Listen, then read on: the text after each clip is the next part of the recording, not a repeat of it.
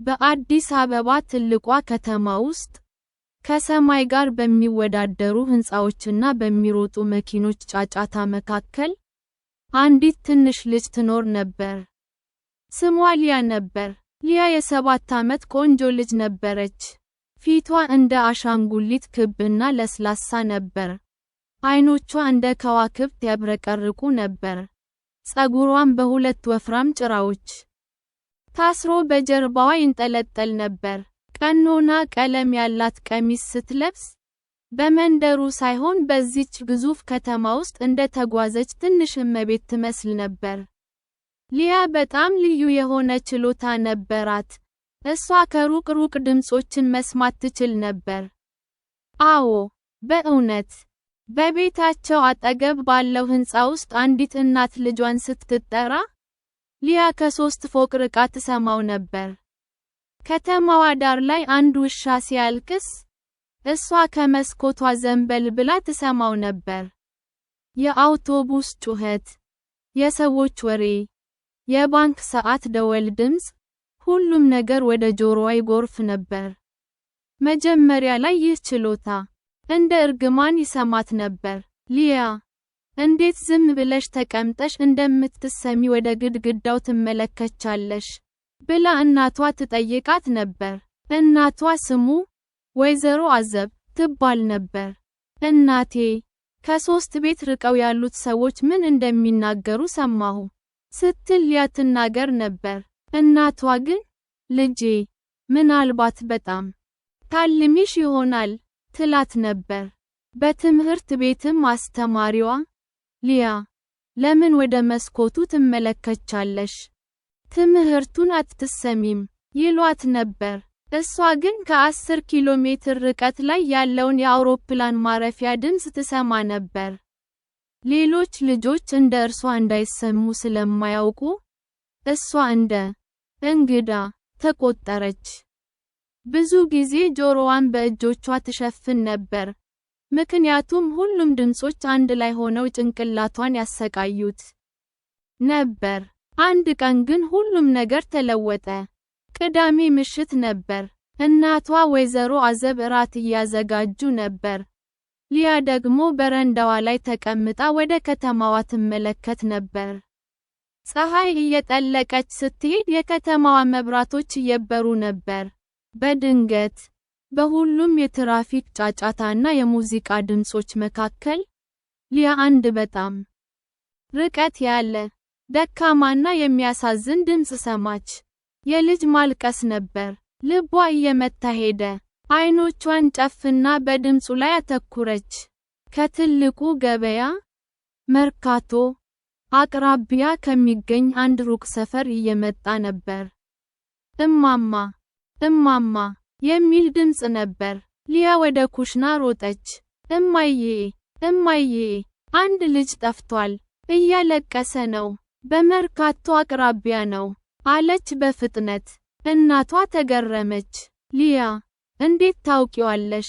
እዚህ ምንም የለም አሏት። እማዬ፣ እባክሽ እመኛኝ፣ በትክክል እሰማዋለሁ። ልጁ ሄኖክ ይባላል። ዕድሜው 5 ዓመት ነው። በቀይ ሸሚዝ ነው። እናቱን እየጠራ ነው አለች ሊያ በፍጥነት። ወይዘሮ አዘብ ልጇን ከባድ ትኩረት ሲሰጣት አዩ።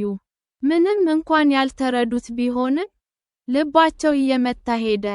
እሺ፣ እንሂድ አሏት እና ሁለቱም ኮት ለብሰው ወደ መንገድ ወጡ። ሊያ በትልቋ ከተማ ውስጥ እንደ መመሪያ ሆነች። በጎዳናዎች ሮጠች። ወደ ግራ ታዞራለች፣ ወደ ቀኝ ትዞራለች። ጆሮዋ ወደ ልጁ ጩኸት እየመራት ነበር። እማዬ፣ እዚህ ቀኝ፣ ደህና፣ አሁን ቀጥታ አለች እየተነፈሰች። በመንገድ ላይ ሰዎች ይገረሙ ነበር። ትንሿ ልጅ እና እናቷ በፍጥነት ሲሮጡ ያዩ ነበር። በመጨረሻም፣ ከ1 ሰዓት በኋላ፣ ሊያ ጮኸች። አሁን ቆምን። እዚህ አጠገብ ነው። ደረሱ። ትልቅ የመኪና ማቆሚያ አጠገብ ነበር። ከአንድ ትልቅ ቆሻሻ መጣያ ጀርባ ተደብቆ፣ ትንሽ የ5 ዓመት ልጅ በእንባ ተጨንቆ ተቀምጧል። ቀይ ሸሚዝ ለብሶ፣ ፊቱ በእንባ ተሞልቶ ነበር። በጣም ፈርቶ ነበር።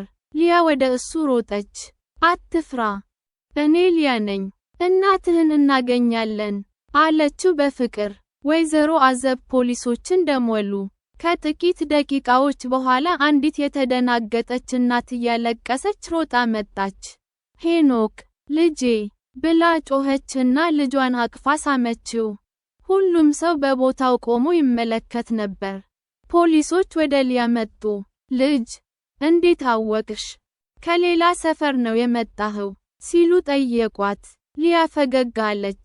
ድምፁን ሰማሁት፣ ከሩቅ መስማት እችላለሁ አለች በኩራት። የልጁ እናት ወደ ሊያ ተንበረከከች።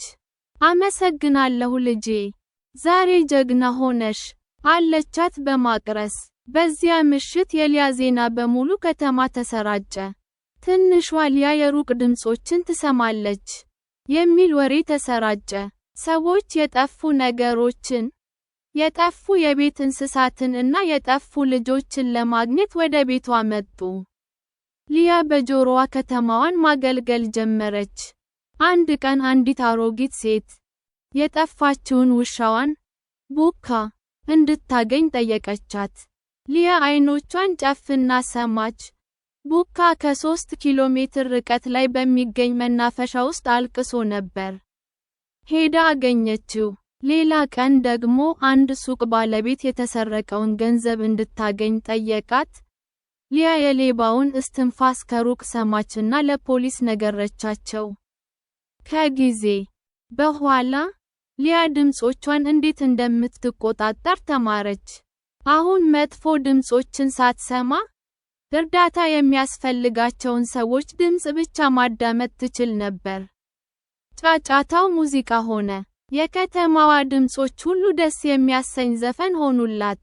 አሁንም በዚያች ትልቅ ከተማ ውስጥ ልጆች ሊያ እንደምትሰማ ይጫወቱ ነበር። እናቷ ወይዘሮ አዘብ በኩራት ትናገር ነበር። ልጄ ትንሽ ናት፣ ግን ጆሮዋ ትልቅ ነው ትላ ነበር። ሊያ ግን ፈገግ ብላ ትመልስ ነበር። ጆሮ አይደለም እማዬ፣ ልብ ነው የሚሰማው። ከዚያች ቀን ጀምሮ ሊያ የከተማዋ ትንሽ ጆሮ ተብላ ትጠራ ነበር። ሁሉም ሰው በልዩ ችሎታዋ ያምን ነበር። እርሷም የከተማዋን ደስታ እና ሐዘን ሁሉ በጆሮዋ ትሰማ ነበር እና ሁልጊዜም ለተቸገሩ ሰዎች እጇን ትሰጥ ነበር። ታሪኩ ያስተምረናል። እያንዳንዳችን ልዩ ስጦታዎች አሉን።